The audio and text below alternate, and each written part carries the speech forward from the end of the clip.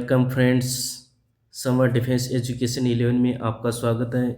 Indian air force, navy और अन्य UPSC, CDS, UPSC, NDA या डिफेंस संबंधी कोई भी कॉम्पिटिटिव एग्ज़ाम हो जिसमें फिजिक्स का इम्पोर्टेंट रोल हो, उसके लिए आज का इम्पोर्टेंट क्लास होने वाली है। इसके अलावा इस वीडियोज़ में हम अन्य जो भी वनडे कॉम्पिटिटिव एग्ज़ाम है उसके लिए भी इम्पोर्टेंट ही है, क्योंकि इनसे जो लास्ट में क्यू टेम्परेचर से रिलेटेड जो भी क्वेश्चन बनेंगे वो वनडे एग्ज़ाम में भी आते हैं, चाहे वो एसएससी, यूपीएससी या स्टेट पीएससी के हो।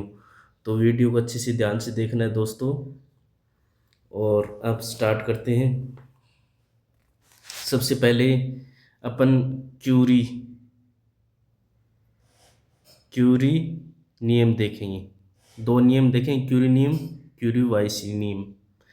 तो अपन ने कुछ वीडियोस पहले चुंबकीय प्रवृत्ति की बात की थी, आपको याद हो। अगर नहीं याद है तो फिर अगर कोई पहली बार वीडियो देख रहा है तो पीछे की जो वीडियो उसमें उसमें जाकर देख सकते हैं। चुंबकीय प्रवृत्ति से रिलेटेड एक पूरा वीडियो बनाया गया है, बहुत ही इंपॉर्टेंट वीडियो है।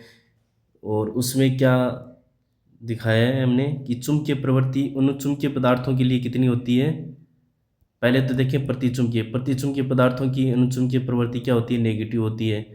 और पॉजिटिव किसके लिए होती है, दोनों के लिए, अनुचुंबकीय पदार्थों के लिए और लोहे चुंबकीय पदार्थों के लिए। जबकि अनुचुंबकीय पदार्थों के लिए पॉजिटिव होती है, वो कम होती है, जबकि लोहे चुंबकीय पदार्थों के लिए पॉजिटिव भी होती है लेकिन ज़्यादा होती है। लोहे चुंबकीय पदार्थों की चुंबकीय प्रवृत्ति ज़्यादा होती है, उसको हमने डिटेल में देखा था वीडियो में।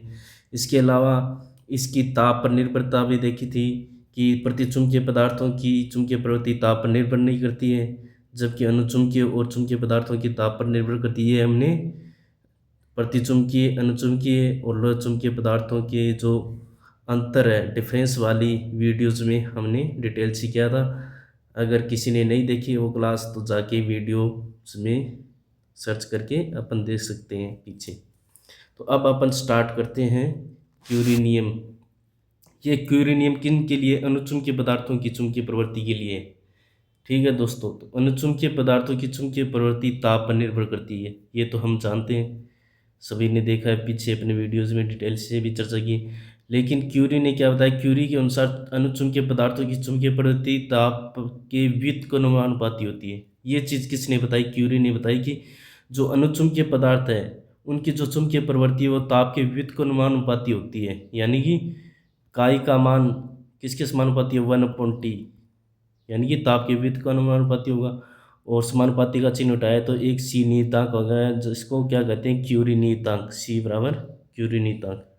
और इसमें जो ग्राफ है ये डायरेक्ट पूछ लिया जाता है, ये ग्राफ किसका है, तो ये अनुचुंबकीय पदार्थों की चुंबकीय प्रवृत्ति का ग्राफ है, जो कि किस प्रकार से होगा, क्यूरी क्या है, ओरिजेंटल, ओरिजेंटल क्या है, ताप है, और वर्टिकल क्या है, क्यूरी है। और दोनों के बीच में जो ग्राफ है वो किस प्रकार से प्राप्त होगा, एक घटता हुआ इस प्रकार से प्राप्त होगा, क्योंकि ये क्या है, व्युत्क्रमानुपाती, इसलिए।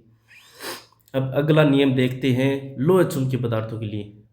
दोनों के लिए अलग अलग नियम है। लोह चुंबकीय पदार्थों के लिए कौन सा नियम है, क्यूरी वाइस नियम। यानी कि ये स्टेटमेंट वाले क्वेश्चन बन सकते हैं कि अनुचुंबकीय पदार्थों की चुंबकीय प्रवृत्ति क्यूरी नियम से दी जाती है, लोह चुंबकीय पदार्थों की चुंबकीय प्रवृत्ति क्यूरी वाइस नियम से दी जाती है। फिर नीचे आजकल जो ट्रेंडिंग क्वेश्चन है उस प्रकार से कि दोनों कथन सही हैं, ए कथन सही है, बी गलत है, या बी सही है, ए गलत है, या दोनों गलत हैं, दोनों सही हैं। इस प्रकार से स्टेटमेंट वाले क्वेश्चन बन सकते हैं। तो क्यूरी वाइस का नियम लोह चुंबकीय पदार्थों के लिए, और लोह चुंबकीय पदार्थों की चुंबकीय प्रवृत्ति क्यूरी वाइस नियम द्वारा दी जाती है, जिसके अनुसार काई का मान क्या होगा, C/T-TC। यहाँ पे TC क्या है, TC क्यूरी ताप है, जिसकी आगे थोड़ा सा डिटेल से अपन देखेंगे। T ताप हो गया और C क्यूरी नियतांक हो गया। और इसके मध्य जो ग्राफ आएगा, जब तक अपन क्यूरी ताप प्राप्त नहीं करेंगे तब तक इनके मध्य ग्राफ है वो क्या है, कुछ भी नहीं मिलेगा। लेकिन जब क्यूरी ताप के आगे की बात करेंगे तब ये क्या हो जाएगा, इसके व्युत्क्रमानुपाती हो जाएगा।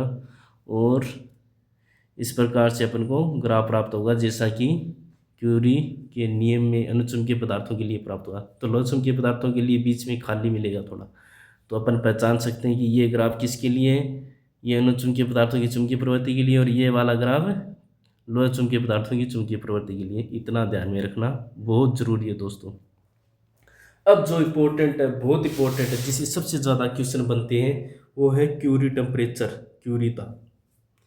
ये हर प्रकार की कंपटीशन एग्जाम में आता है, चाहे किसी भी प्रकार का हो, चाहे railway, SSC, defence, UPSC, state PSC, SSC, किसी भी टाइप का हो। ये क्या कहता है? क्यूरी ताप वह ताप जिस पर लोह चुंबकीय पदार्थ अनुचुंबकीय पदार्थ में परिवर्तित हो जाते हैं। यानी कि जो लोह चुंबकीय पदार्थ है उनका गुण ही चेंज हो जाता है। यानी कि लोह चुंबकीय पदार्थ किस में परिवर्तित हो जाएंगे? अनुचुंबकीय पदार्थों में परिवर्तित हो जाएंगे, जिससे मतलब इनका जो चुंबकीय गुण है वो कम हो जाएगा। सीधी सी बात है, क्योंकि अनुचुंबकीय पदार्थों का चुंबकीय गुण लोह चुंबकीय पदार्थों से क्या होता है? कम होता है। इसलिए जब लोह चुंबकीय पदार्थ अनुचुंबकीय पदार्थों में बदलेंगे तो इनका क्या हो जाएगा? कम हो जाएगा चुंबकीय गुण। और जिस ताप पर ये परिवर्तन होगा उस ताप को क्या कहेंगे? क्यूरी ताप कहेंगे। टीसी, जिसे टीसी से शो करते हैं, क्यूरी ताप। और ये जो मान है, ठीक है, ये अलग अलग हैं अलग अलग पदार्थों के लिए, क्यूरी ताप, जो कि याद रखने बहुत ज़रूरी है। आते भी हैं बहुत बार एग्जाम में, यही आते हैं। लोहे लोहे के लिए टीसी क्यूरी ताप कितना होता है? लगभग 770 डिग्री सेल्सियस होता है। यानी कई बार एग्जामिनर 769 भी दे सकता है, 771 भी दे दे को। तो अगर ऑप्शन इससे दूर दूर हो तब तो कोई दिक्कत नहीं है, एकदम क्लोज ऑप्शन हो तो 770 डिग्री कर देना।